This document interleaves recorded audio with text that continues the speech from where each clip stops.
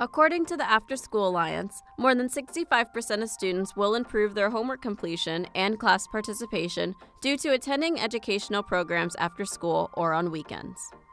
At the end of November, the Herberger Institute of Design at Arizona State University held a documentary film festival displaying all of the students' work throughout the semester. The students, teacher, and teacher assistant took the time to give advice to high school students looking for ways to enhance their artistic skills outside of class. Well, my advice is to see as much as you can, both in art galleries and also online. Online is a very easy place to access good art, regardless of the medium, and that includes video art as well. Every museum is going to have a free day.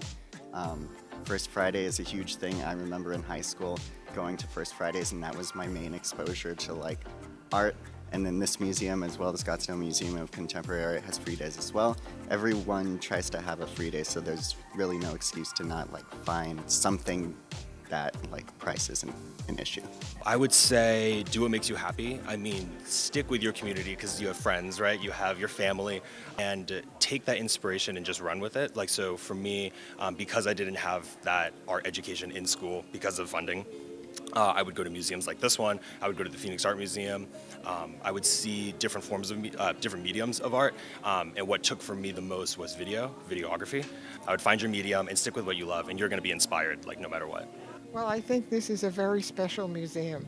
The museum is really, really engaged in bringing contemporary work to this community. And for that reason, I think it's super important.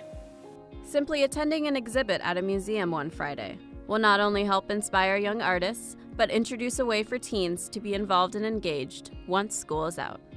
From Spot 127, this is Olivia Parker.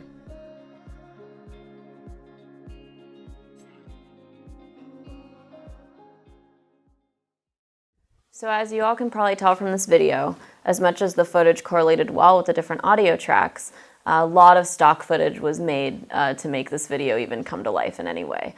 And this is a prime example of what happens when we're not able to get a hold of the talents that we're trying to use in a piece.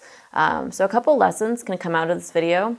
The first is if you're the reporter, you're the interviewer going in to shoot different interviews, make sure to get a hold of those interviewees as quickly as you can after, at least when you start filming.